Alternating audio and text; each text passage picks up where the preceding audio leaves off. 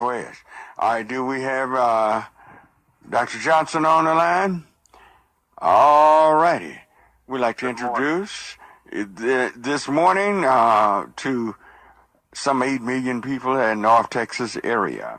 We'd like to introduce Mr. Dr. Umar Johnson. Good morning, Dr. Johnson. Good morning, sir. Thanks for having me on the air, and good morning to everyone down in Texas. All righty. It's a beautiful sunny day here in Texas. What about where you are? Here in Philadelphia, my hometown, looks like it's going to be a beautiful day as well. We're expecting some rain, which is also beautiful. Wonderful. Well, isn't Eagles a ray of sunshine, especially the way they're standing against this president that we have, 45. Isn't that a way of sunshine to let they didn't get so caught up that they just start doing things like others have done when they have been discriminated against? Well, I would argue that the sunshine politically will come when black people organize and recognize that our politics is local, but also understand that our political economic behavior plays a more critical role in our future than anything President Trump does. I am not a fan of the president, but nor am I a fan of the presidency, because we haven't had a single president in American history that has really helped black people economically build the foundation we need to be less dependent upon the government, Barack Obama included. So I'm not a fan of any president, but I am a fan of black people taking control of their own destiny. We are a $1 trillion people. We are the richest group of Africans on the face of the earth, but you cannot point to a single community or neighborhood in black America where we own a bank, a supermarket, a hospital, and a school all in the same community, black owned, not one. There's little Italy's all across America. Okay, we see Chinatowns all across America. Everywhere you go. We see little Cubas all across America, but there's not a little Africa anywhere in America because black people still suffering the psychological residuals of slavery are still more interested in spending their money on what they want and begging the government for what they need. So we need a transformation of consciousness. We need a transformation of thought, and we need a recommitment by black people to themselves, because the only thing that's going to save us is us. What happened to us? Now, there was a time that African Americans in my lifetime, we used to own banks. We used to own grocery stores. We used to own things in the African American community. But after the 1964 civil rights passed, we walked away from almost everything that we had owned and controlled, including hotels and different things, because the white man's ice was just a little bit colder. That's what they thought. Desegregation. Yeah. Desegregation was a setup for a setback. And we don't have to look at why we succeeded so well when we were segregated, and that's because we were not allowed participate in the mainstream American reality. That's why you have the Tulsa and the Rosewood and the Charlestons and the Durhams of the world, the Wilmington, North Carolinas, all of the Black Wall Streets across the country, because we were not allowed to participate in the white reality. And as soon as desegregation took place, black people voluntarily, and we have to understand, we did this, not the government, we did this, because the government only desegregated. It never forcibly integrated. No one can show me anywhere in America where the United States government forced black people to integrate. We voluntarily chose to integrate. We gave up the hospitals. We gave up the independent black communities, because deep down in our psyche, going right back to those psychological residuals of slavery, we have always found acceptance and approval by white people. Why was Barack Obama so championed by black folks, even though he did not one thing for black folks? Because he was accepted by white people. Anyone that promises black people opportunities to be accepted by white people will be viewed as a hero, because our inferiority complex, our superiority complex dictates that we do whatever we can to get our former slave masters to approve us. But once that civil rights bill went through in 64, and then the Voting Rights Act in 65, and then, of course, the FBI assassinated Dr. King in 68 with help from the Ku Klux Klan and the Memphis Police and Fire Departments. After that happened, 1970, there would be a new black order in America. And that new black order began in 1970 when the government, right after the assassination of King, came into the black community and they deindustrialized the black community. That means they economically castrated black men beginning in the 1970s by taking away all of the factories out of our community, taking away all of the industrial building trade jobs, and going into our high schools and taking away all of the industrial building trade programs in the high schools. Think about it. Before 1970, you didn't need a college degree to be successful as an African American. Before 1970, our grandparents and great-grandparents, they were tradesmen and tradeswomen. They were chefs, beauticians, they were plumbers, they were architects, they were welders, they were woodworkers, they were masons. They did all of that. But then after 1970, the government came and took all that away from black men and then said, now you got to go to college if you want to be a success. And then in 1980, the CIA dropped off crack cocaine. And so now black men, unable to take care of their families, either started smoking the cocaine or selling the cocaine. And then in 1994, we got Bill Clinton's crime bill, which began a mass incarceration campaign against black men, the likes of which we haven't seen since slavery. And we're still trying to recruit after the effects of that. 1990 was the crime bill. Then the year 2000, George Bush gave us the faith-based initiative. He started funding black churches, which effectively kept them out of any mainstream struggles that are relevant to black people. So today, you don't see the black church involved in any major struggle affecting black people. You don't see the black church involved in police genocide. You don't see the black church involved in unemployment. You don't see the black church involved in mass incarceration. You don't see the black church involved in poor health care, poverty, homelessness. Anything that matters to black people, the black church is as far away from it as possible.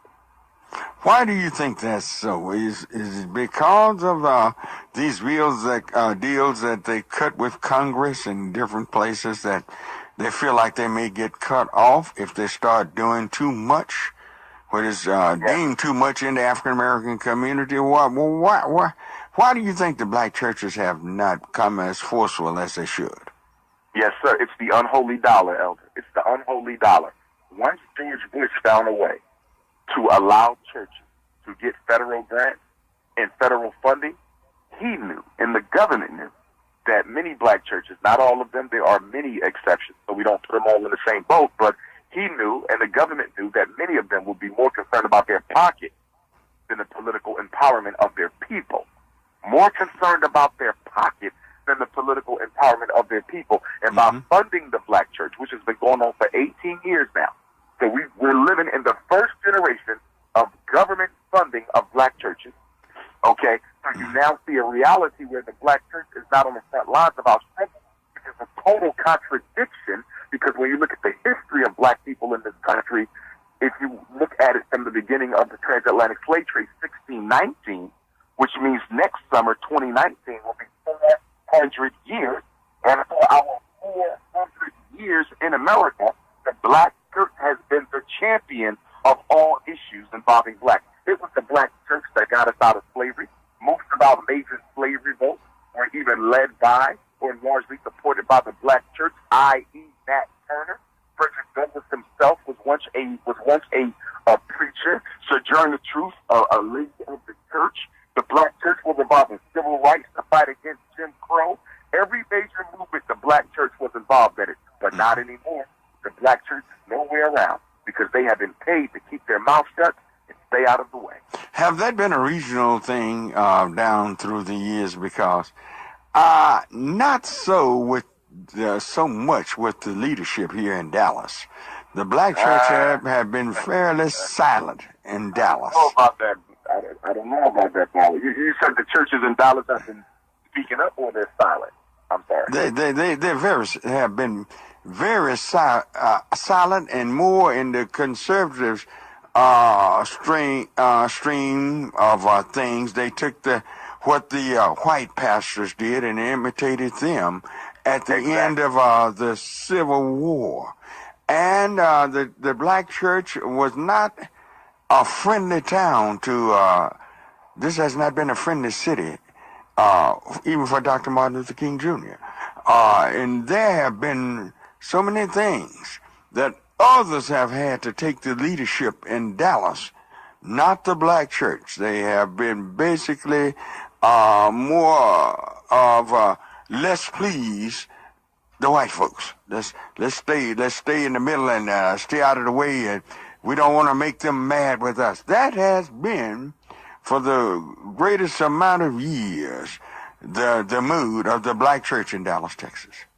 Well, let's say this, Elder. In order to really understand how black people got to where we are in the aftermath of the Dr. King assassination 50 years ago, is you have to understand the role of the black bourgeoisie. Right. Part of that re-engineering of black America that took place after they killed King, a lot of that was about recreating a black leadership that would be a protectorate of white racism. I want to say that again. Yeah. That whole recreating and reorganizing of black America was about creating a black leadership class, a bourgeoisie who would protect the interests of white racism in America.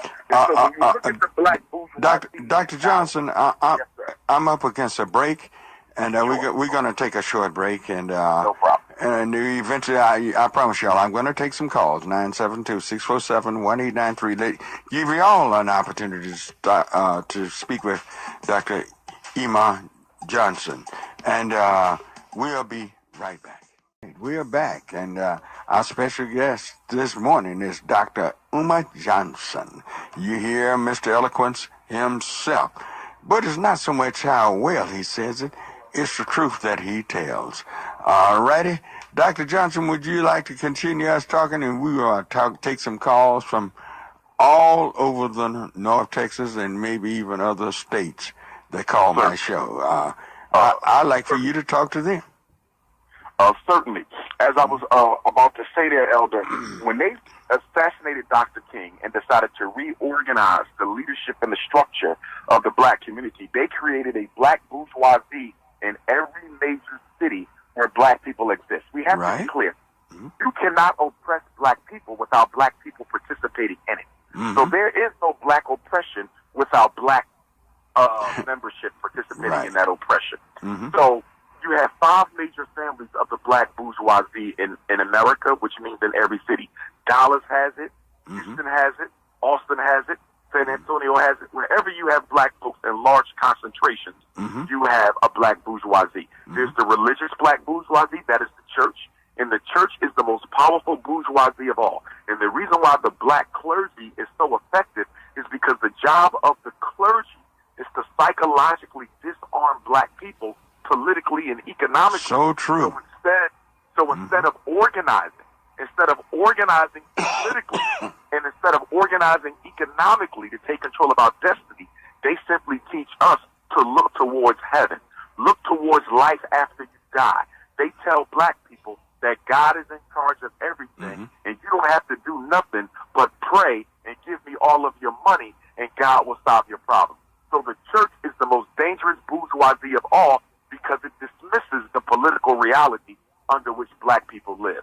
Number 2, you have the higher education bourgeoisie. These are black people who work in the universities and in the school districts of America.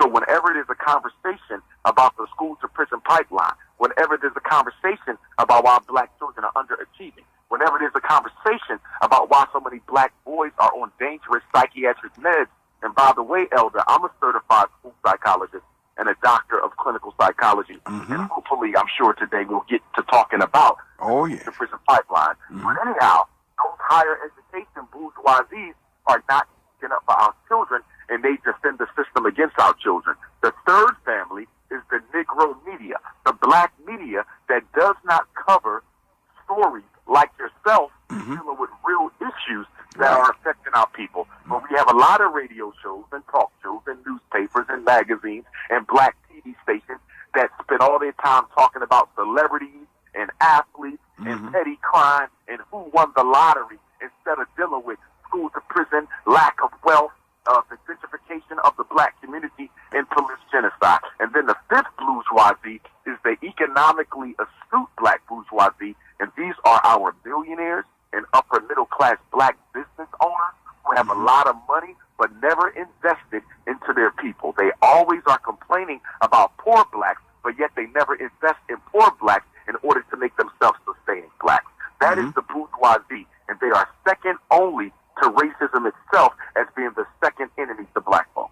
That is so true. That is so true, because when you begin to look at our bourgeoisie, you can call names if you want to, but I was looking at maybe our biggest black celebrity would scream and holler about Me Too, but never said anything about Black Lives Matter. I can go down the line and name a list of blacks who will endorse certain things if whites is on board. But they won't say anything that really will reflect and help to change the way that African Americans are going. It has always puzzled me, but I've seen it so many years that I realize that this is something that whites use in order to keep us down. Yes. Without question. But here's the issue. Whenever you have a slave and a master, you have a relationship. Whenever you have an oppressor and an oppressed people, there's a relationship.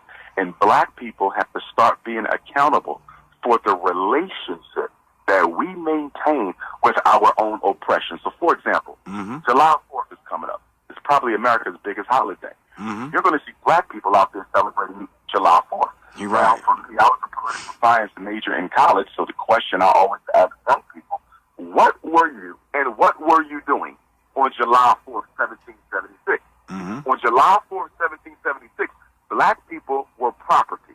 We were property. We were not people, and let alone citizens. But yet and still, you see African Americans from California to Pennsylvania, from Texas up to Chicago, celebrating a holiday that is about honoring the people who took away your humanity. And the only way we're going to change this consciousness, because I want to be clear about something. You don't change anything about us, Elder, until you change our mental status. You have to change our consciousness first. If black people don't change the way they think, we will never change our families, our communities. We'll never fix our schools. We'll never build an independent political base. We'll never build a healthy political economy. Everything begins in the mind. And that's why the education of our children is so very important. And that's why one of our children are literally being economically lynched in public schools throughout Texas. And in Texas and Pennsylvania, your state and my state, or should I say the states we live in, have some of the worst academic outcomes for black children. It would literally blow your mind. Pennsylvania and Texas lead the country in special ed. They lead the country in suspension of black boys.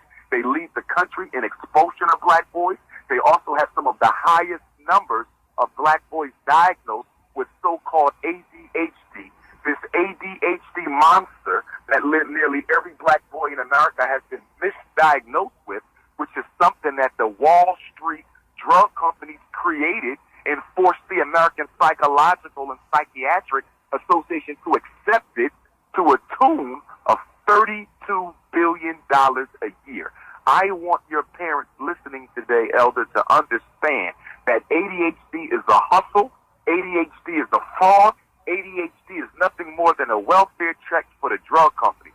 They're making billions of dollars because black mothers and fathers are taking their black boys to white psychiatrists, begging them for drugs so they can sit still long enough to be miseducated by middle-class white men who could care less if they succeeded or not. Well, I tell you what, Dr. Johnson, you need to say that again. I want that to get over. I've been saying that for years. It's nothing but a game. What did you ever think about this stuff Ritalin that they gave to our children? Ritalin is crack. Ritalin is synthesized cocaine. So here's the question of the day for your listening audience. Mm-hmm. Here's the question of the day. More than half of the prisoners in many of America's states are black. Mm-hmm. More than half of the black people in jail are there for nonviolent drug-related offenses. As we said earlier, the CIA brought the crack cocaine in the black community in the 1980s, and we've been struggling with it ever since. So if you have black men rotting in America's prisons right now, literally rotting in America's prisons with mandatory minimum drug sentence from the Clinton area, 5-year minimum, 10-year minimums, 20-year minimums, you even got people doing life in prison for selling drugs. If that is the case, if drugs are so bad, as Nancy Reagan said, just say no. If cocaine is so bad, why do you take that same cocaine that locked up a black man? Why do you take the same cocaine that locked up a black man, call it Ritalin, synthesize it, and give it to that same black man you locked up? You will give that drug to his son. That's you right. will give the same cocaine that sent his father to jail, you will give it to his son, and you will call it Ritalin, you will call it Adderall, you will call it Benadate, you will call it Concerta, you will call it Cycler, and you will give it to his son and dope him up so he can sit still long enough to learn about Christopher Columbus. It is a psycho-academic holocaust going on with black children. Slavery was the first holocaust, and the schools and prison pipeline is the second holocaust against black America. All right. Great. 972-647-1893. I know a lot of you are trying to get in and can't, but I promise you I'm going to take some calls. I'm going to be fair with my audience. All right, bring me up a call. Who do we have? All right, this is Tony. All righty. Good morning, Tony. Good morning, gentlemen. How you doing? Good morning. All right. I got one for you, Reverend Barnett, and one for you, Dr. Umar. First one, Reverend Barnett, I called about 2 months ago and told you they were going after the chief police. Remember that? Oh, yes. I told you. And what they did was some of the police officers who are for the Dallas Police Association was sending Chris Crop little messages, text messages saying, hey, this police chief this police chief that. See, our people don't listen too well. They wanted to get rid of her. And so what you see now is a culmination of that being manifested through the news. Well, let me explain to Dr. Johnson what you're talking about. Dr. Johnson, we have an African-American female that's the police chief of Dallas. And it seems like anytime black will get a high position in Dallas, that they start messing with them. Look like they're messing with our chief of police here in the city. Have you seen this going on across the nation? Oh, without question. Whenever, we need to understand something. Under the politics of white supremacy, whenever a black person is given a position of power, they are expected to only serve as a manager of the oppression. So they brought her in not to change things, not to look out for black people, but to manage it. But because she's not going along with the program, that's why they're giving her trouble, because they put you in those positions not to lead. Black people in positions of power are not leaders. They are managers. They're simply there to do what we tell you to do. That's it. And because she actually wants to use her brain and her heart to impact black dollars, now they're going to try to manipulate her out of that position. Yep, you are so right. You are so right. Thank you for your call. That clears the line, 972-647-1893. Who do you have on the line, Jason? All right, this is Imani. All right. Good morning, Imani. And Brother Umar. Good morning, Queen. Yes, hey, man, I'm working down here hard as I can to get I'll be there in September to bring you Hallelujah for KNON radio station. Lord have mercy. I've been waiting on this for a long, long time. That's why I pay my pledge. Well, I remember I promised you this, and we've tried, but he's in such high demand. It's hard. It was hard to get him, but we got him here. So y'all go have yourself a ball talking to him. Brother Umar, I got about 5,000 people on my Facebook. I blow you up almost. I got you, Claude Anderson, and Joanne Jufu, and on my Facebook, and I got y'all every day. I blast you out, brother, about 5,000 people. Thank you so much, brother. I'm not going to talk long. That's why I pay my pledge to this radio station, because of brothers like you. And if God say the same in Dallas, my name is Imani, and you might see me on my Facebook. But I'm going to blast you out, and I'll see you in September. Now, I'm 70 years old. Do we have to pay to come in September? No, sir, not for elders. Well, let me let the listener know.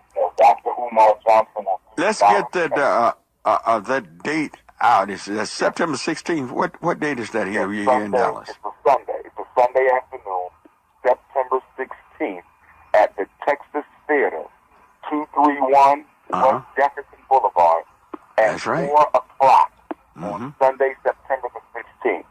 All children 17 and under are free. All elders 65 and older are free.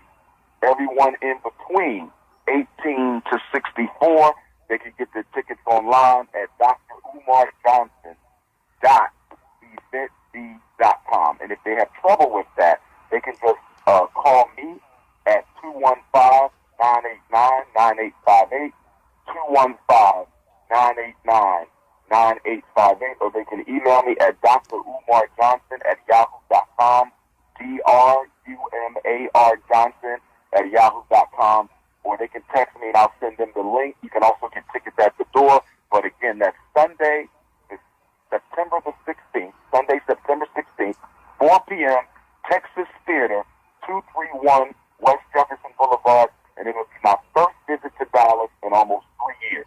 Let me also say this, because you may have listeners from Louisiana. 2 days before I come to Dallas, I'll be there too, Dr. Johnson. I will be in Shreveport, Louisiana, for the first time on Friday night, September the 14th at 6 p.m. in Shreveport, Louisiana, at the Regal Banquet Center on Greenwood Road. So we have Shreveport, Louisiana on Friday, September the 14th, and Dallas, Texas on Sunday, September the 16th. All children are free. All elders are free. We're going to talk about the miseducation machine. We're going to talk about the so-called learning disability, the school-to-prison pipeline, the rights that black parents need to know. We're going to talk about Donald Trump, the black bourgeoisie, establishing black towns in every city in America, the National Independent Black Parent Association, genocide across the African world, and much, much more. So we want Louisiana to come on out to Shreveport September 14th, and the entire Texas family to come out to the Texas Theater in Dallas on Sunday, September 16th. Dr. Johnson, that Texas Theater is a historic place. It's historic. Now, it might be in infamy with a lot of people, but that's where Tippit was killed. This was all tied in with the Kennedy assassination. Where you going? And where they found Oswald, yeah, they found Oswald there. He killed police officer Tippit there at the Texas Theater. Have you spoke there before? Yes, sir. My last visit was at the Texas Theater. Well, and that's September 16th, 4 p.m., Sunday, September 16th. That's 2018. We're going to have to keep pushing that announcement. We're going to keep pushing that announcement for you. Well, and make sure the place is packed out. But I tell you what, we're up against a short break, and y'all can reach me at 972-647-1893. We'll be right back with Dr. Umar Johnson. All right, we're back. We are back, and you're back with Dr. Umar Johnson, who will be coming to Dallas September the 16th, 4 p.m., Texas Theater, over there on Jefferson. Everybody know where it is. All righty. Who do we have on the line, Jason? We have a call from Curtis. Curtis, all righty. Good morning, Curtis. Good morning. Top of the morning to you, Pastor Barnett. Top of the morning to you. Grand rising, yes it is. You're knocking out the point today, Doc. I was rolling over slumbering, and I heard Dr. Johnson. I said, that can't be Dr. Umar Johnson. That cannot be my hero on this show this morning. You have knocked it out the park. Well, you're not surprised, are you? Boy, look at her. Now you found out why I'm so crazy. I've been following Dr. Johnson for the last 10 years, and I think he is a phenomenal speaker. I think he is a great activist. Now you know why I'm a little bit crazy when I call your show, and I call him with some of that progressive thinking that I throw out there. Dr. Johnson, I saw you on last year when you came to the Texas Theater. I was actually there, and I've supported your efforts in trying to get schools built. I want you to speak to us, if you would, about the importance of us having our own school, and I've also contributed to your efforts in getting the schools built. Talk to our listening audience, if you would, about the importance of having our own schools so we can teach our children. And I thank you so much, Pastor Barnett, for having them on today. All right. Okay. And thank you for the supportive words. There's two things that black people must begin to tackle if we want to start to turn the direction from failure to success. One is education. The other is economics. Everything we become and don't become depends on how well we build for ourselves without any government intervention, an economic base for our community, and an educational base for our children. Most people don't understand this, but the most important job of a school is not to teach. The most important job of a school is not to teach. The number one job of a school is to socialize the children in working together so that they can collectively benefit and improve their community.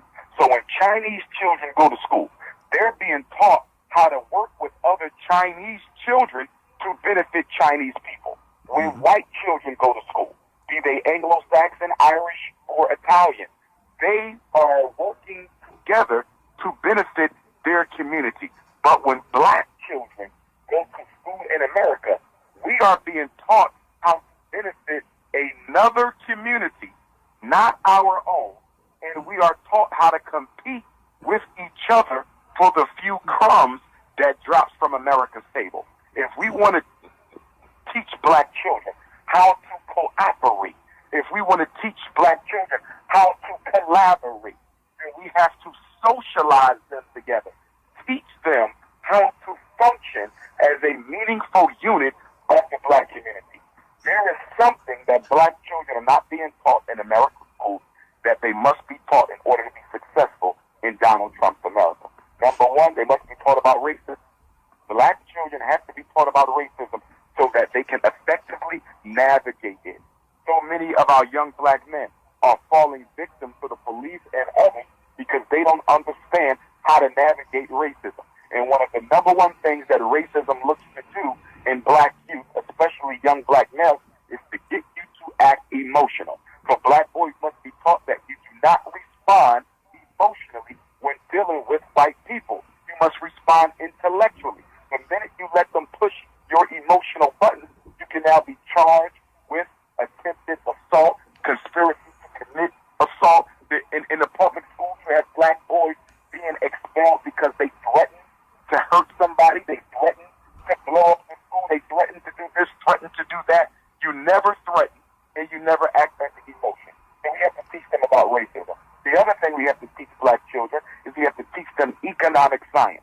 The one thing our children do not get in American schools is economic science.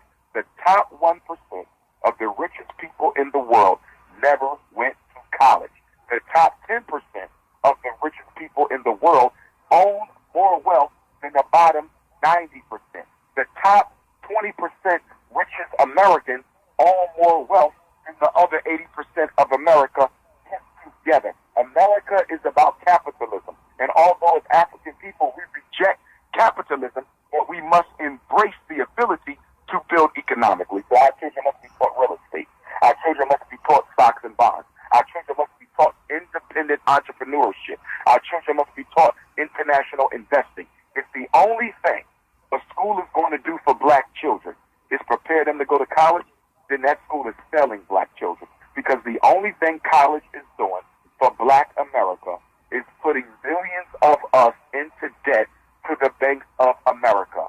You have over 2 million African African Americans in this country right now with master's degrees, multiple degrees, and doctorate degrees who are unemployed and underemployed.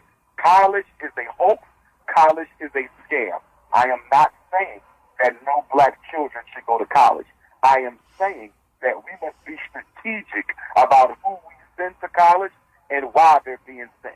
Yes, we need doctors. Yes, we need lawyers. Yes, we need teachers and psychologists. They need college degrees. But does that mean every black child must go to college? Absolutely not. We are making the banks of America rich. We are making the colleges of America rich as we go into debt. Last thing I want to say is this. I don't care how much money you pump into America's public schools. I don't care how high of a salary you pay America's white teachers.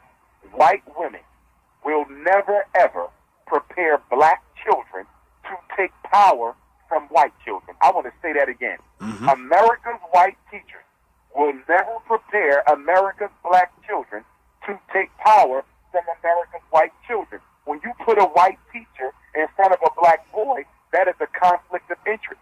That is a conflict of interest. You are asking America's most privileged person to properly educate America's most disadvantaged person in order to be successful in this country. A white woman doesn't have it within her to prepare a black boy to take a job from her own white son. You should never ask your oppressor to educate your children, because when you do, the only thing that they can educate them in is how to function as an oppressed person. Black children need black teachers, and that's why in 1954, when the Supreme Court of the United States decided to eliminate race as a factor in education in the Brown versus Board of Education decision, the most egregious consequence of the 1954 school desegregation law, the most egregious consequence was not that black kids were being forcibly bused into white schools. That was bad, but you know what was worse? When they integrated the black children, they did not integrate the black teachers with them. This is an episode. This is a story that's never been told. When they took our kids from the black school, they didn't bring the black teachers with them.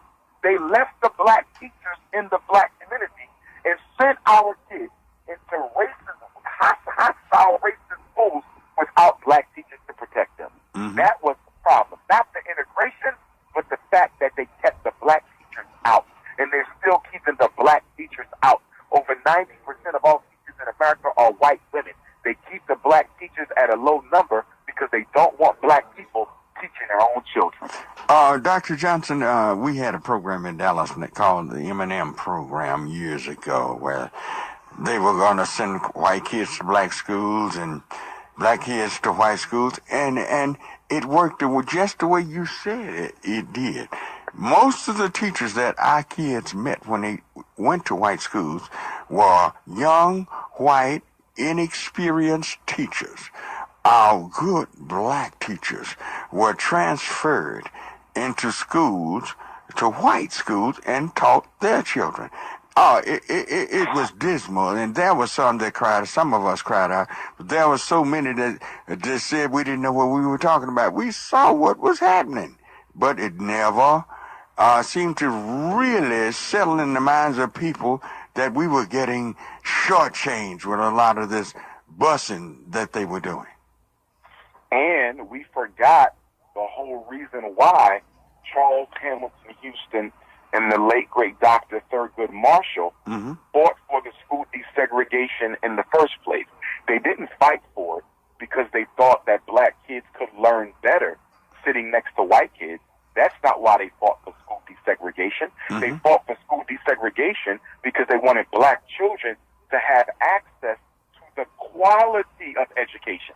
The whole school desegregation movement was about our babies being able to access the quality of education that white kids were receiving. It wasn't about sitting next to the white kid, but being able to receive that quality of an education. Right. So what black people should be fighting for now is to improve the quality of the school. But let me say this to you.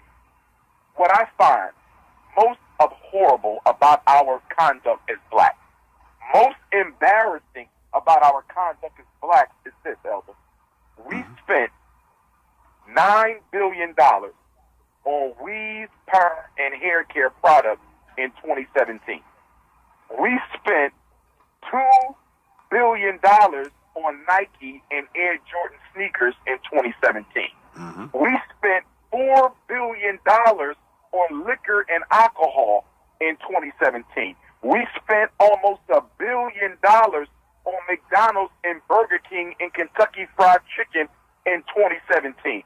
How is it that if people who can waste that amount of money on non-essential things cannot take some of that money and build their own schools for their own children? That's what bothers me. If black people really wanted to, we have the money. We didn't have this in the 60s, but we have it now. We have the money to build our children their own schools. So we would rather fight with white folks all day long to better educate black kids because we want to spend our money on vacations, Mercedes-Benzes, expensive houses in white neighborhoods, weed, perm, sneakers, and nightclubbing. Black people, next to racism, are our second worst enemy. All right. What did you think of Dr. Carter G. Woodson's The Miseducation of the Negro? Dr. Carter G. Woodson was a master. Dr. Carter G. Woodson was a master. And his book, Miseducation of the Negro, although he was an educator and the father of Black History Month, Miseducation of the Negro, which is a must-read for anyone who's trying to gain higher black consciousness, is an absolute psychological classic. When you read that book, he breaks down in essence what the black bourgeoisie is. He breaks down in essence how public schools and universities turn black people into enemies against themselves. Dr. Woodson said, and I quote, "The college-educated Negro is seldom of any use to his race because the education that he gets in college is an education that takes him away from his people as opposed to taking him to his people." Dr. Woodson said that when you control a man's thinking, you don't have to worry about that man going to the back door. He will go to the back door on his own. And if you control his thinking, he will go to the back door. And if there is no black door, if there is no door, he will make a back door and walk out of it. That is black America.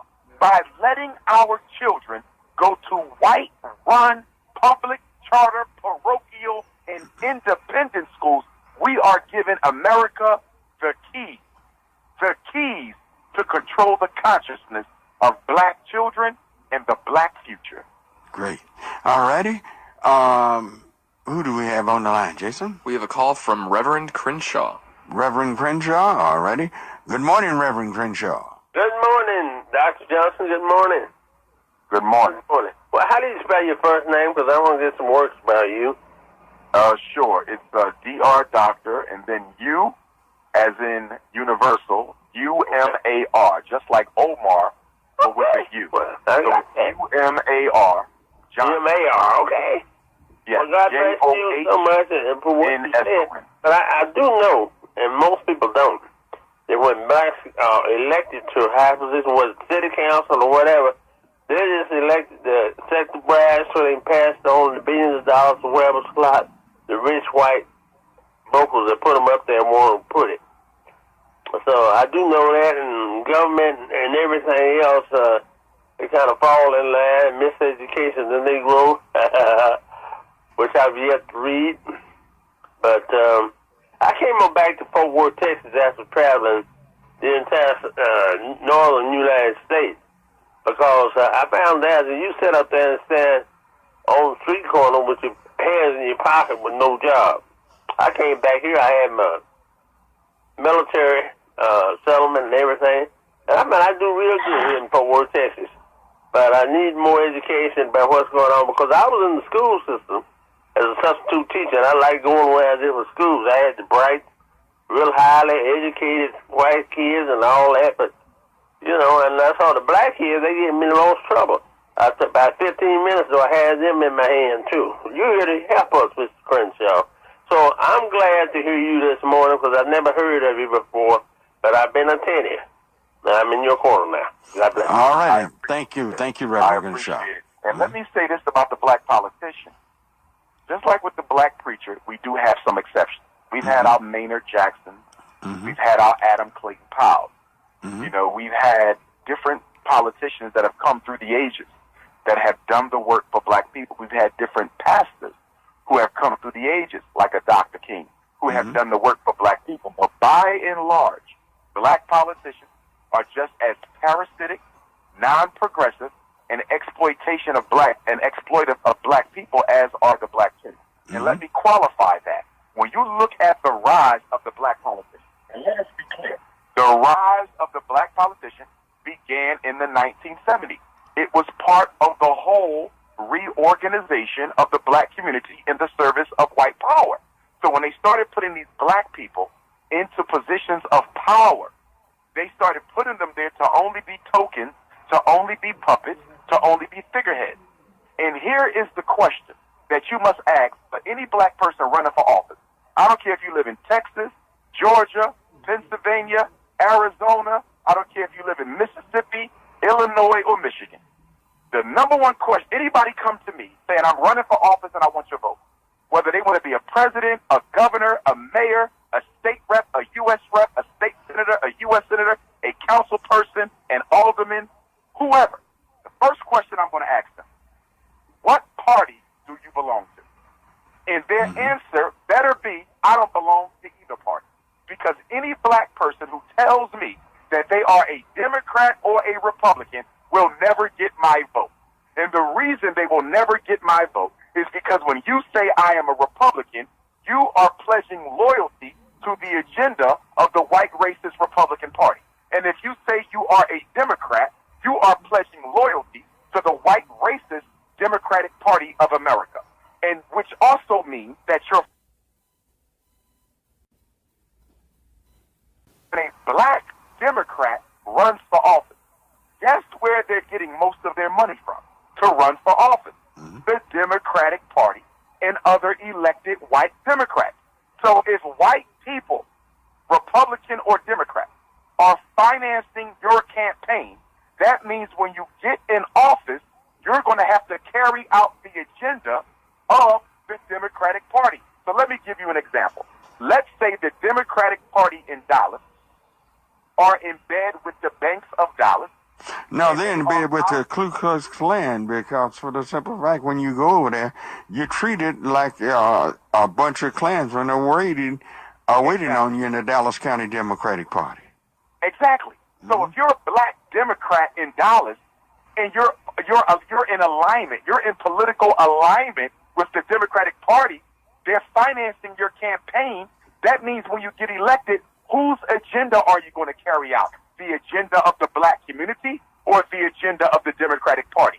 They're going to carry out the agenda of the Democratic Party because those are the people responsible for getting them elected. And one of the biggest retardations of black America is our unquestioned loyalty to the Democratic Party. Dr. Johnson, we up against we up against a short break right now. It's 8 o'clock, and we'll be back, and you can reach me at 972-647-1893. We'll be right back.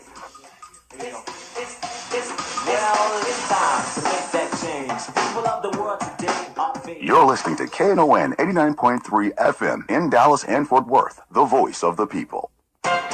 Greed is good, proclaimed Gordon Gekko, lead character in a 1987 film lampooning the low ethics of the high-finance barons of Wall Street. You might think that surely this Hollywood portrayal is a gross exaggeration, but check out an egregious example of Gekko-level greed being pushed by today's Wall Street sharks.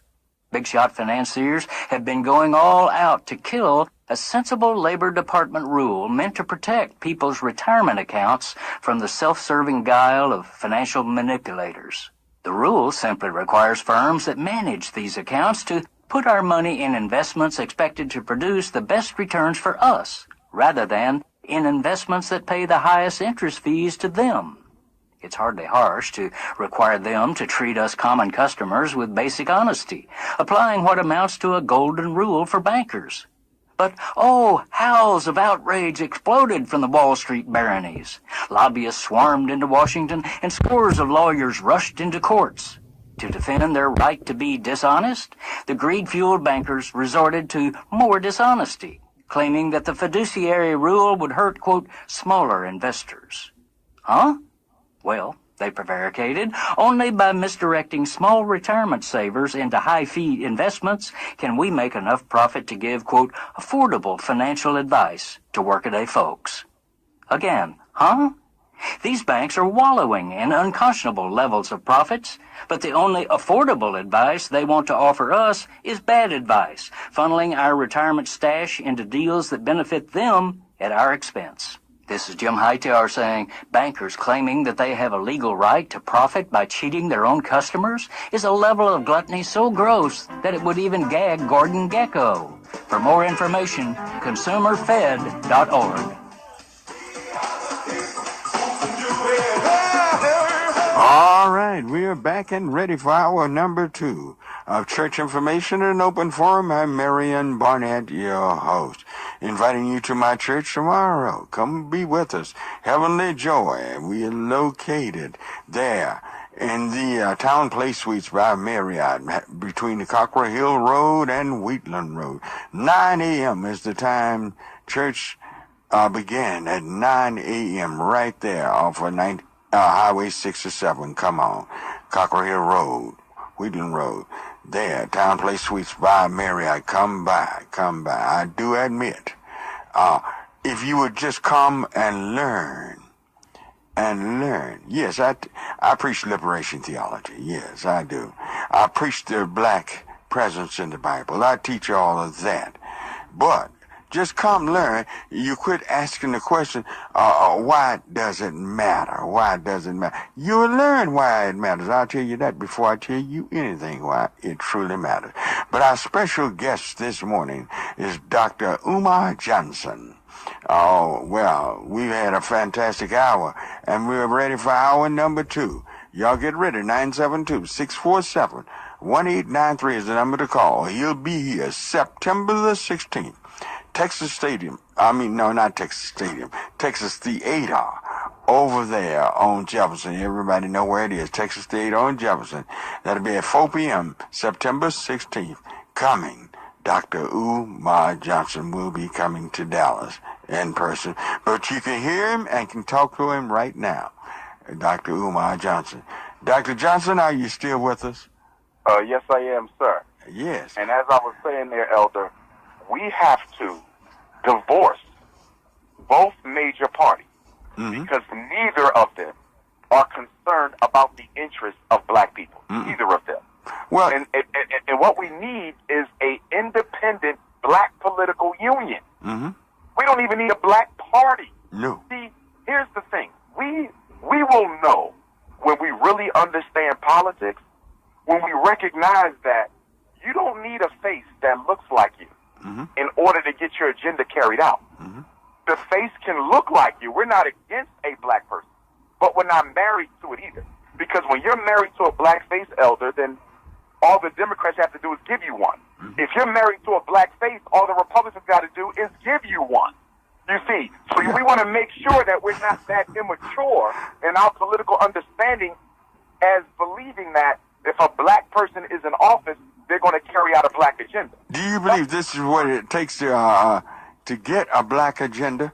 Let them bring us a black agenda. We have one set and see if it agrees with our agenda.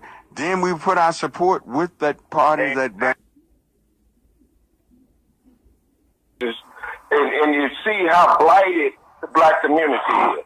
Martin Luther King is where if you want to buy some dope, you find Martin Luther King and you come over here and buy any kind of dope you want. The community is blighted. It's gentrification is taking place and getting ready to take the whole South Dallas community, and blacks don't even realize what's happening to them. They don't even realize what the conspiracies that they face daily in this city. So when you come to Dallas, I want you to know what you're coming to. Now, I'm a businessman here in Dallas. I pay to keep it, and I fought to get it. See, so when you come here, get with Ram Barnett, I'd like you to come out to Skyline Ranch. I have a 90-acre ranch in this city, and white folks ain't done nothing for me. All right. Thank you, Robert. Yeah. All right. I'm an independent businessman. I've been on the same corner in South Dallas for 41 years. Yeah. In the black community. 41 years, same corner. Well, we gonna need to have a conversation because we might need to build a school for our children on some of your acres, Elder. We might need about 5 acres to build a school for the baby. How is that going? You're raising money. How are you doing your fundraisers, Dr. Johnson? $700,000 is what we raised for the Frederick Douglass and Marcus Garvey Academy. At present, we've been looking for a school over the past, I would say the school hunt really intensified this past year, and we've had a couple schools that we could have gotten. It was the right price. Are you serious about maybe putting that school in Dallas? Well, here's the thing. The first school, I'm open to putting it anywhere. You know, location really isn't the issue. I would probably look to keep it a little closer to Philadelphia, or should I say to Pennsylvania, since I'm my mother's primary caretaker now. But I could still put it in another city and just commute back and forth, you know, to be with my mother. So I'm still open. I'm still open to putting it anywhere. So if anyone knows of a school, I will get you in contact with the gentleman that called you. Everything he told you is true. He owns a lot of acreage here in this city, and that would be a beautiful place for a school. I'll get y'all in contact with each other. I'll put y'all together. Yeah, because that would be a beautiful acreage. I figured you probably would want to be somewhere in Pennsylvania, but if you're looking beyond your nativity, if y'all giving me an offer I can't refuse, I got to take it. If I'm getting an offer I can't refuse, I got to. I'll put you all together. Definitely. I'll put you all together, and we'll get with that. Now, when we look at things that are going on around this nation, do you find basically the same thing going on everywhere? It's the same thing everywhere, and it's interesting that you asked that question, Elder, because as someone who travels all over, not just in America but abroad, I just came back from speaking at a Pan-African conference in Paris, France. 2 months ago, I was speaking in London, England. At the end of the month, I'll be speaking at the University of the Bahamas. And as someone who has spoken on every continent except Australia, in most states, wherever you see one black community, you see them all. Not just in the country, across the world. I mean, literally, wherever you go, black people are suffering the same reality. I don't care if you're in Johannesburg, South Africa. I don't care if you're in Accra, Ghana. I don't care if you're in a Nudu state, Nigeria. I don't care if you're in Toronto, Canada, LA, Houston, Philly, Brooklyn. It's the same. And I'll put it like this. There are 4 constants wherever black people exist. I don't care where they are on earth. There are 4 constants, and I'm going to give them to you. Number 1, they are praying to a white Jesus. I don't care where we live. Well. Well, there's exceptions. There's some exceptions. So for example, your Christ is black. Hopefully the church where you worship, they have a black. Now, I was saying that in true, deeply agreement with you. You see, you can't move any higher or any broader or any deeper than your conscience will allow you. Yeah. But if your God, you've been taught resembles your oppressor, how are you going to really move forward like you should? That can't happen. Exactly. That can't happen, Dr. Johnson. But it's so tough that you even have people that look like us will come against you when you let them know and show them right there in the Bible who Jesus was and what he looked like. You can show it to them, they still just cannot bring themselves to really believe that. It's getting easier now, but it has been rough. It's still tough, though, Elder. It's still tough. I was speaking at a fundraiser in Fort Lauderdale, Florida, for the Marcus Garvey School in Jamaica. And I was told by a brother who was there, he said, Doc, I went out and got a black Jesus painted for my church in Jamaica. He told me that his black pastor refused to hang up that painting of a black Jesus anywhere in his church. He lied. And part of the reason he would not put a black Jesus in a black church in black Jamaica, the land of Marcus Garvey, is because black people would be offended if they were asked to worship a Jesus that looks like them. Isn't that sad? Isn't that? That's the psychological trauma of slavery. And people keep talking about slavery is over. Why don't y'all forget about it? Slavery never ended. And I want people to understand this. When you dehumanize a people for 242 years, when you strip them of a knowledge and a respect for self, history, and culture, and then after 242 years in 1865, you take the chains off of them. After 2.5 centuries of dehumanization, by taking them chains off, you didn't end slavery. You only emancipated them. In order to free a slave, you must free the psychological bondage. That's right. A slave is not a slave because he's in chains. A slave is a slave because he lacks knowledge of self. And the one thing America never gave back to the black man and black woman at the end of slavery, they never restored our knowledge of self. No. It's when Malcolm X said, Brother Malcolm said, if you stab me in the back with a knife, if you take the knife out halfway, that's not a solution. If you take the knife out entirely, that's not a solution. He said, you have not healed the problem until you eliminate the cut in my back that the knife has created. America took the chains off, but America has not reversed the dehumanization and the lack of inequality that slavery created between black people and white people. And until you fix that, we have not been free. So true, so true. Dr. Johnson, we're up against a break. Short break, 972-647-1893. That's the number to call. And we'll be right back. We are back.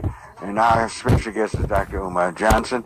I tell you what, if y'all will cooperate with me, I'm going to take 20 calls. I'm going to try to take 20 calls, but y'all going to have to cooperate with me, callers. Don't take up a lot of time. Go directly to Dr. Johnson and ask him a question and get your answer and move on. I'll try to get as many calls in. I'll try to get at least 20 in. So please cooperate with me. Y'all the best listen. I have the best listening audience in the world, Dr. Johnson. But when they want to ask and cooperate, they will do it. They'll do it. All right. Okay. Who do we have on the line? We're going to go to JR. JR. All righty. Good morning, JR. Good morning, brother. You're on with Dr. Umar Johnson. How you doing this morning?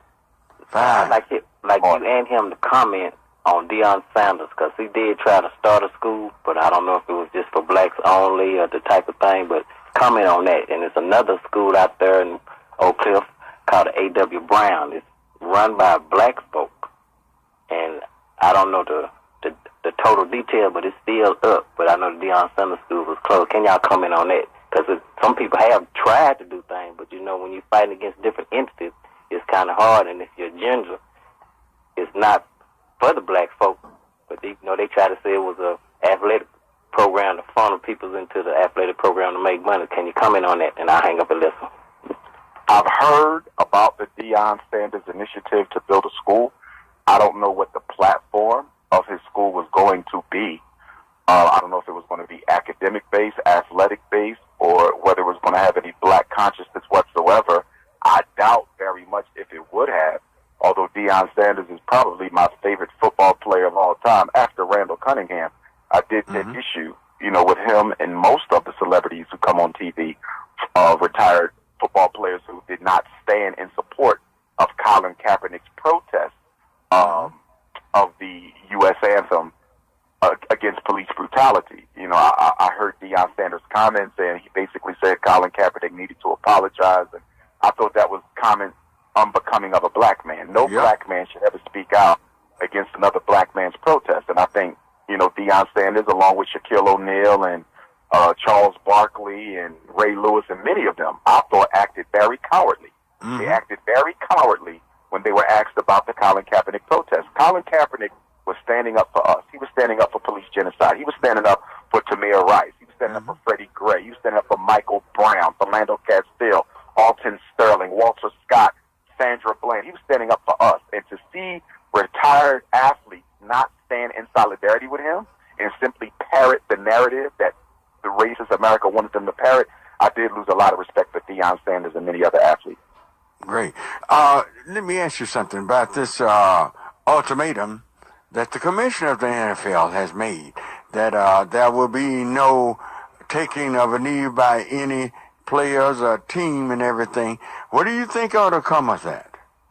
Well, number one, if black men in the NFL allow that corporation to deny them their First Amendment right, and even greater than that, to deny you your right as a man to speak truth to power in defense of your people, then I've lost all respect for all black men in the NFL. I've lost respect for them as men, because you don't let no white man, no corporation, no job, no employer come and tell you that you don't have a right to protest or right on behalf of your people, especially when the United States Constitution grants you that First Amendment. Now, I do understand that a private corporation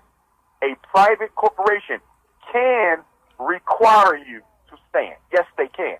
But most states have laws that protect even employees of private corporations. It still protects their First Amendment rights. So at the very least, that black NFL players need to mount a class action lawsuit against the NFL for denying them their First Amendment rights, because although the NFL claims to be private, it is very much public. It is very much a part of the American culture. And I think that if the NFL actually takes this issue to court, I believe that they can win it on the ground of being denied their First Amendment rights. But if they just take this and swallow this and move on, unfortunately, it'll be another gross example of black men putting money over their manhood. All right. Thank you.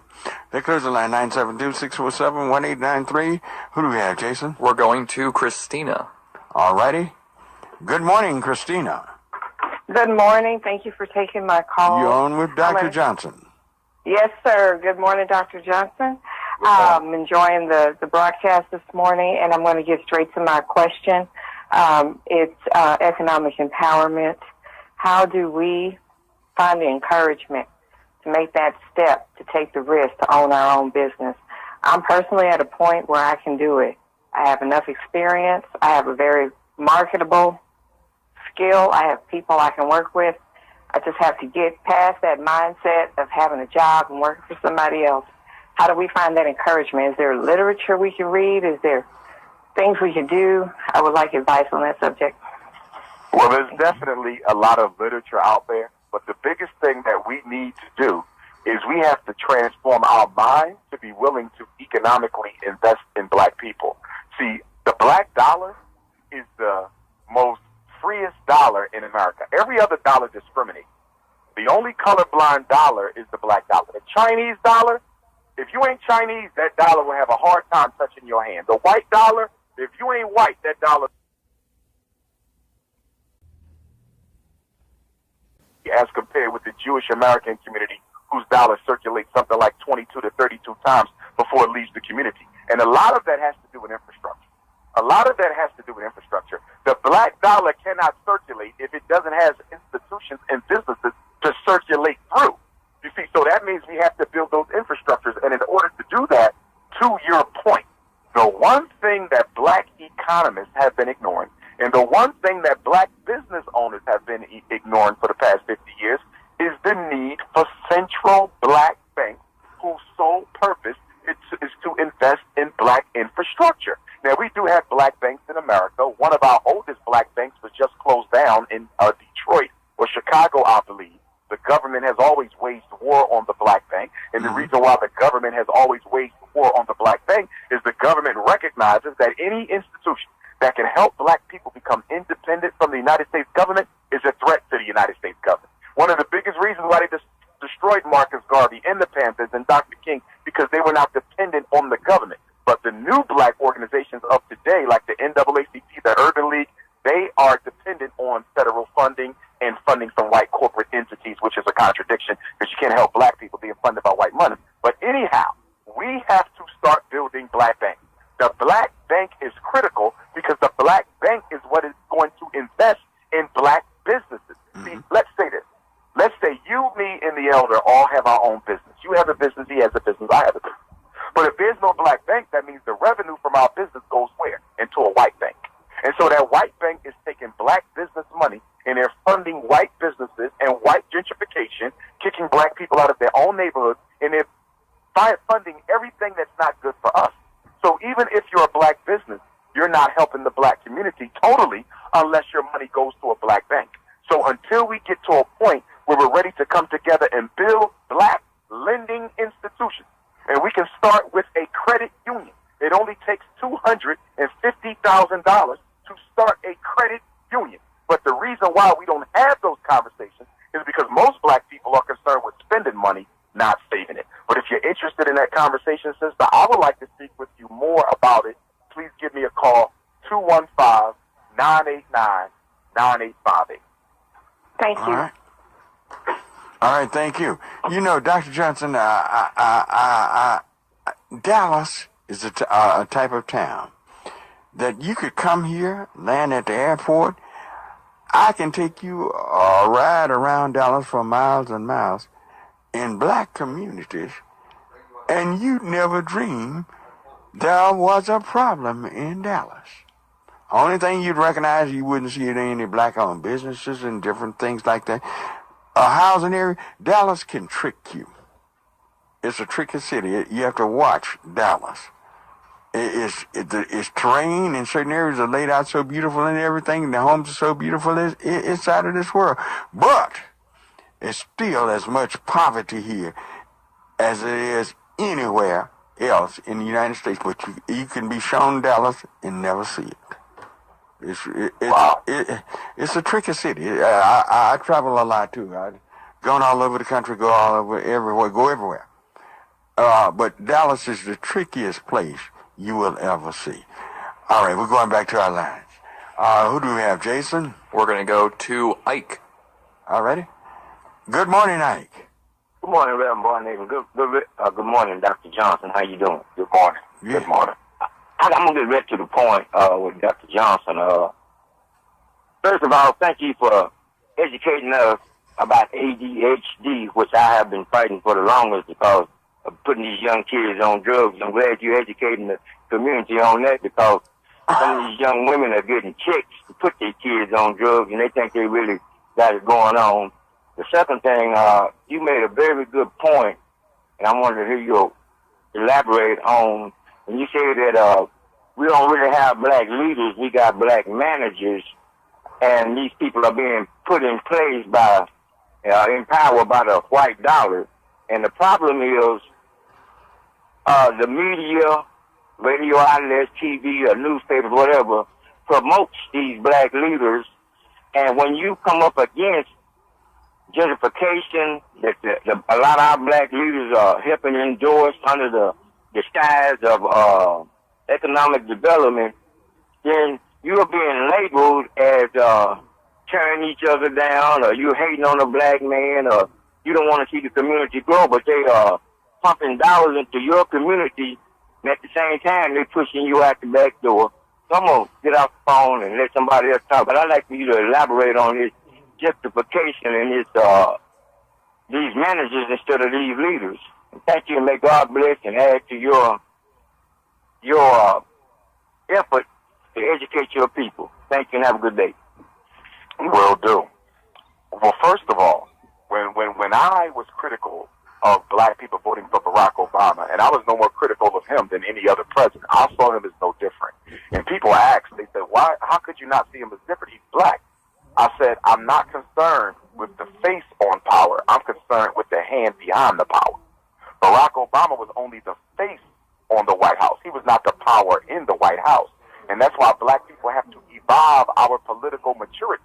Because as long as white people know we only want to see a black face, they will keep on giving them to you. Mm-hmm. They will give you another black president if that's what they have to do in order to set you back. Because after the success of Barack Obama, I can't believe that America will give you another black president. Look how effective he was in the benefit of white racism. He's the first president in American history that black people didn't ask to do anything for them. Let me say that one more time. Barack Obama was the 44th president in American history, from George Washington to Obama. He's the first president, the first one since 1776 who black people didn't ask him to do a single thing for them except be black. We didn't ask him to fix the schools. We didn't ask him to do anything about mass incarceration. We didn't ask him to build any jobs for black people. We didn't ask him to do anything about police genocide. Obama did absolutely nothing for black people. But while he was ignoring you, he was helping the LGBT movement. Barack Obama gave the LGBT movement 3 federal laws. Mm-hmm. When was the last time black people got 3 federal laws under the same president? Never. Mm-hmm. The closest you come to it is the 13th Amendment for freedom, the 14th Amendment for equality, and the 15th Amendment for voting. Okay? That's the last time we got 3 laws, and those didn't even come all under the same president. You see, so we really have to look at how we allowed Obama to distract us from the real issues going on in America.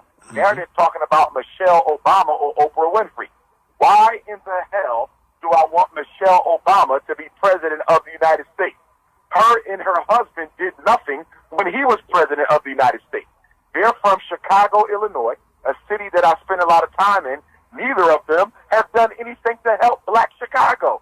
So if you can't even help black Chicago, how in the hell are you going to help black America? And Oprah Winfrey hasn't done anything for black America.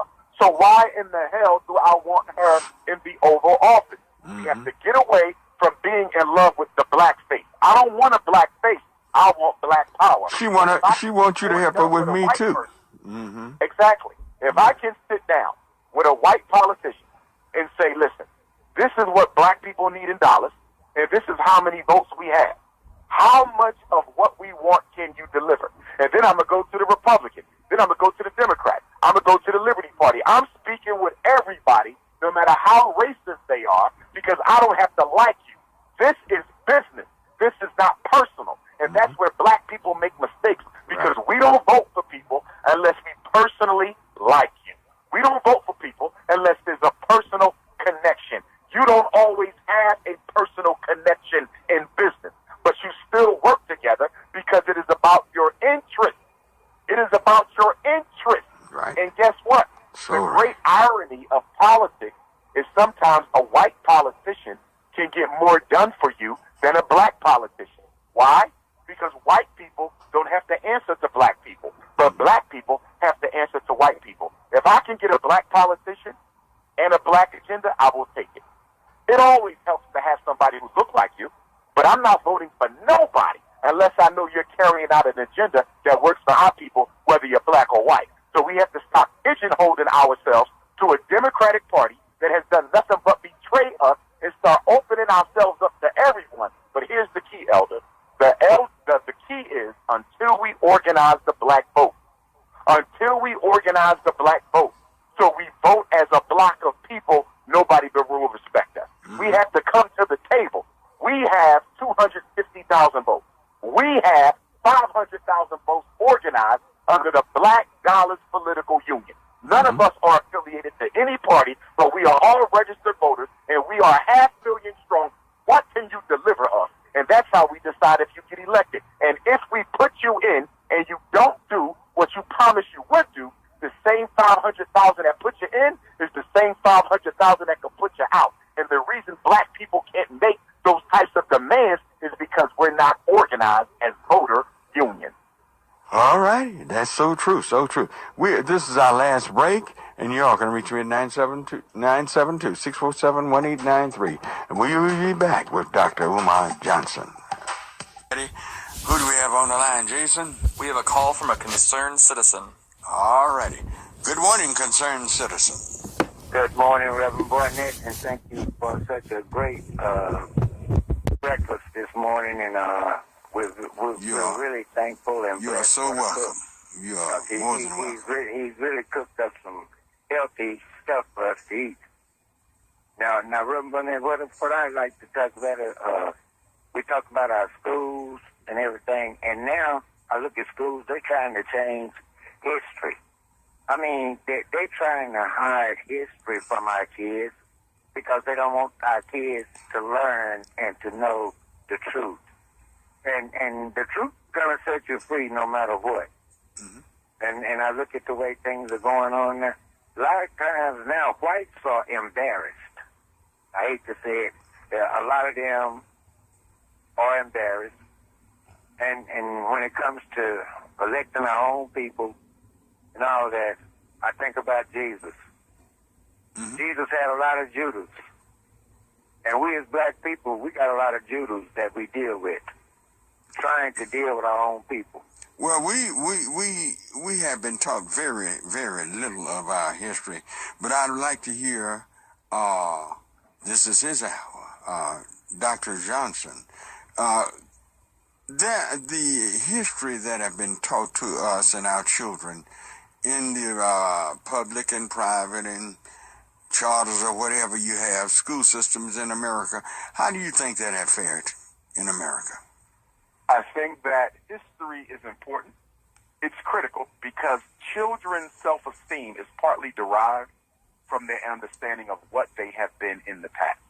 And although you can have a healthy self-esteem without knowing anything about your past, most people, our self-esteem is partly derived from who we understand ourselves to have been.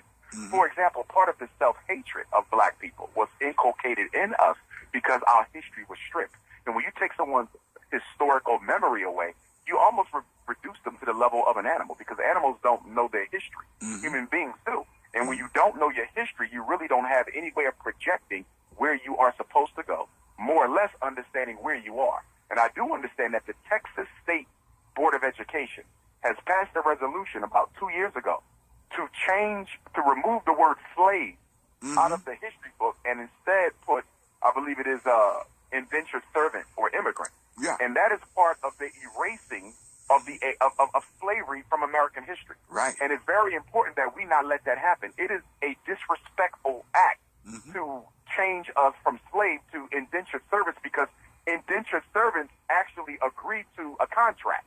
You understand? Immigrants voluntarily decide to relocate. Slaves are forced against their will. But not only were we enslaved, we need to be very clear that the American slavery was different from every other slavery that ever existed in human history. Correct. It is the only slavery in human history where the victim was stripped of their humanity. And I got to say this again. We got to get this. American slavery of the African is the only slavery in human history, the entire history of the world, where the victim was stripped of their humanity. We were considered property, not people. So we can never let them change that to indentured servitude and immigrants because what that's called is whitewashing, washing away the history, the original sin of America in order to give this country a better light than what it should actually be viewed in. And we should fight against that. But here's the thing. I don't care how much they change the textbooks in Texas. As long as we teach our children ourselves who they are, what they are, where they come from, and where we must still go, we'll come out on top. We don't have to control the books of white folks. We just have to control the books that black people put out. That's correct. You know, but I got to hit on one issue. I've been thinking about it the whole 2 hours. I was not going to hit, but I got to hit on you, Dr. Johnson. You believe the black man that does not marry a black woman, that go chooses a woman of another ethnicity, another skin color. You believe that he's a traitor to his community? Absolutely. Any gets black no man, respect. Any black man on the planet Earth who is married to, dating, living with, or reproducing with anything other than a black woman is a traitor to his race. Okay? There's no greater example of love and commitment to your people than to marry a woman of your own human family. That is nature. By nature, you're committed to the black woman. The fact that you're not committed to the black woman speaks of your self-hatred. It speaks of your self-alienation. You cannot sleep white and struggle black. If you're committed to the black struggle, then you got to be committed to the black woman. There are no ifs, ands, or buts. The black man should be with the black woman, and if he is with any other woman, I will lose respect for him. We don't have time to be playing games with whether or not I can be a part of the black freedom struggle, but I still want to sleep with white women. The white woman is still a member of the white race. She is still a representative of the white power structure. Why would you want to build a family with her when you have millions of black women without a husband who would love to have one? It makes no sense. It is nothing but good old-fashioned self-hatred and 21st century coonery. Well, that is a stance. What about the black woman who marries a white man? No different. Absolutely no difference. The black woman is not held to a lesser standard. The black woman needs to be with a black man, and as I hear so many of my sisters say they can't find any good black men, well, go to Africa and get them. Go to Jamaica and get them. Go to Brazil and get them. Go to Central and South America and get them. Go to Canada and get them. Go to the South Pacific Sea Islands and get them. There's black men all over the planet, and that's the same argument for black men. They say, well, I can't marry an American black woman. She's too strong. She's too masculine. Well, go to Africa and get her. Go to Cuba and get it. Go give one of the African Puerto Rican sisters and get it. There's black women all over the earth. So if you don't want the African American woman, if you don't want the African American man, you got other places to go to. There are no excuses for black people to not have a mate of their own skin. Could you explain more of the head of the typical everyday human? Remember now, Castro was an Italian. He was not a Cuban. He led that. Could you not say, you and I might disagree on this, I feel like he was a white supremacist. Oh, he was. Oh, you agree? Castro was a white supremacist. Yes, he was. Yes. You are absolutely correct. He was a white supremacist, okay, who championed the cause of the international socialist movement. Right. Okay, he was against capitalism, and because he was against capitalism, many black people fell in love with him. He did help out some black revolutionaries. Our sister Ashada Shakur is free and not in jail or not dead because Fidel Castro granted her asylum in Cuba where she is, and where we hope and pray she will remain safe. But that was a diplomatic move. Fidel Castro didn't do anything to eliminate the racism against African Cubans. Everybody knows this. Fidel Castro never took on the issue of racism in the Cuban No, he did not. Society. That is absolutely correct. My grandfather was a Cuban. Yeah. Fidel was a white supremacist, and Cubans are mostly African. Puerto Ricans are mostly African. But again, okay, many of them have an identity complex because in the Caribbean islands, they worship skin color. And because they worship skin color in the Caribbean islands, many Africans try to act like they're not African by calling themselves Spanish or anything else. But it's no different than blacks in America. We're bleaching our skin, putting contacts in our eyes, marrying white women, marrying white men, trying to kill ourselves because we hate who we are. Yeah. And I remember when this happened back in 58 when Castro and Eisenhower supposedly got crosswise with each other, but I never saw any improvement really for the masses of people who are African descent in Cuba behind Castro. I never saw it. And you won't. And you won't. And that is one of the issues I have with that black socialist who always want to throw Fidel Castro and Che Guevara in my face. And my question to them is real simple. What did they do about structural white supremacy in Cuba? What did they do to make Cuba a more equitable society for Afro-Cubans? And I never get an answer because they never dealt with white supremacy in Cuba. Never. All right. Callers, I'm going to give you, please, keep your question to 30 seconds or less. Please keep them trying. I hate to do this, rush y'all like this, but we're so many jammed, our phone lines so jammed we just can't get, it would take 3 days to get all these calls in. All right, come on, bring me a caller on. All right, this is Greg. Greg, all right. Good morning, Greg. The late, great Bob Marley once said, get up, stand up for your rights. Get up, stand up, don't give up the fight. Dr. Johnson, just a couple of comments, excellent show. A couple of comments I want to make. You mentioned the other athletes, and they're not supporting the Colin Kaepernick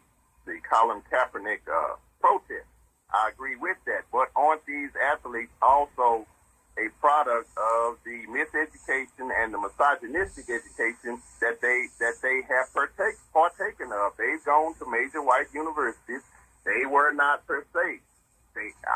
We can't say that they all finished, but they all did go to these type of and receive this education that you spoke of in this show. So is this not a typical response given the situation that they're putting in? On one side, the protest whether to favor their people over their money. Is that not the atypical response given their educational background?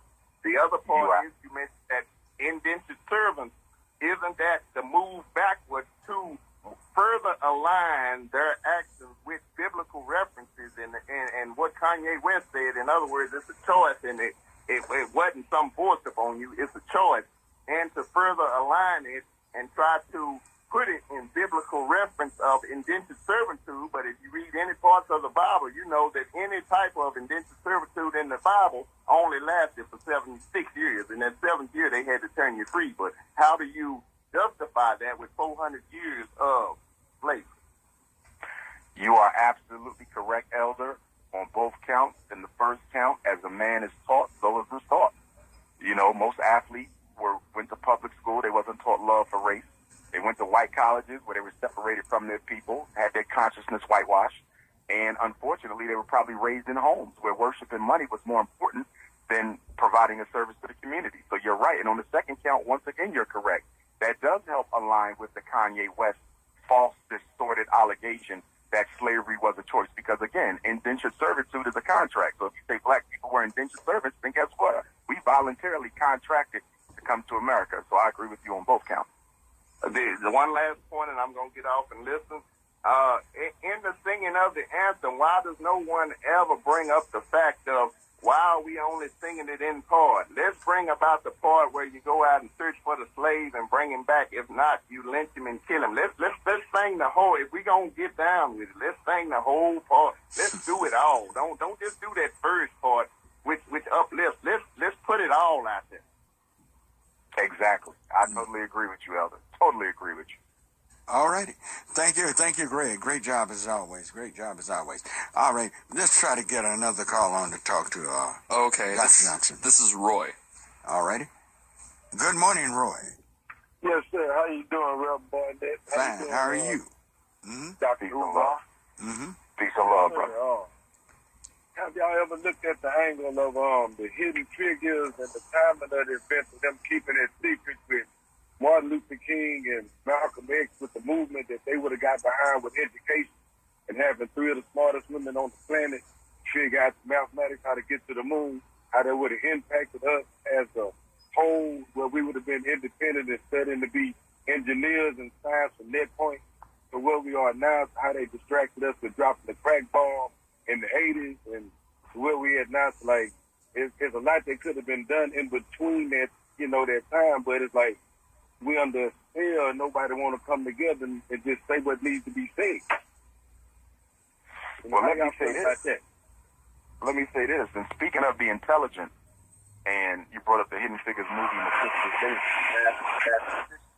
I need people to understand one thing. One of the reasons America chose to desegregate the public school is because black people in those one-room schoolhouses in the ghetto, we were educating black people to a level that exceeded what white people were doing. That's correct. That's correct. See, in that one-room dilapidated schoolhouse, black people were inventing the gas mask. Black people were inventing walkie. Black people were inventing radios baby carriages, iron. Black people were coming up with inventions that white kids were not even thinking about. And that scared the United States. And they felt that they had to better supervise the education of black children, hence black children through their intellectual genius be able to create an intellectual revolution in America. One of the reasons they integrated feel the genius and mind power of black children and put it under their own supervision. Everybody knows that when you leave black people alone and let us manifest our God-given talent, there's not a race on the planet that can compete with us intellectually. What we do on the football field, what we do on the basketball field, what Tiger Woods does in golf, what Serena and Venus does on the tennis field, we can do that in a corporate boardroom. We can do that in a science lab. We can do that at the engineering firm if we were only given an equal opportunity. The question that must be asked, if black people are inferior to white, if in fact we are inferior to white, how must you disadvantage us further? If you are naturally superior, you should not have to disadvantage me in order to outdo. The reason there is racism is because the world knows that if you don't practice racism, black people, as the original man and the original woman, will excel all other people in every field of human endeavor. And that is fact. All right, great. I tell you what, that Texas theater going to end up maybe being too small. Maybe end up being too small for the amount of great true education that you can give in one speech. We'd like to thank you, Dr. Johnson. Let me get my phone number one more time if I could. Yeah, give it out one more time. Sure. Yeah. If you want to reach me, you can text me or call me. You can text message me or call me at 215-989-9858, 215-989-9858. Texas Theater, Sunday, September the 16th, 4 o'clock, 231 West Jefferson Boulevard. Tickets at the door or online, drumarjohnson.eventb.com. Dallas, I can't wait to get there. Looking forward to coming back to Texas. All right, thank you, Dr. Johnson. Y'all coming next is Workers Beat. Stay tuned to all the great programming right here on KNON. Gotta get out here and gotta run. Y'all have a wonderful week. Y'all invited to my church tomorrow morning. Come out and see with us, at least Jesus Church. Amen. Bye-bye.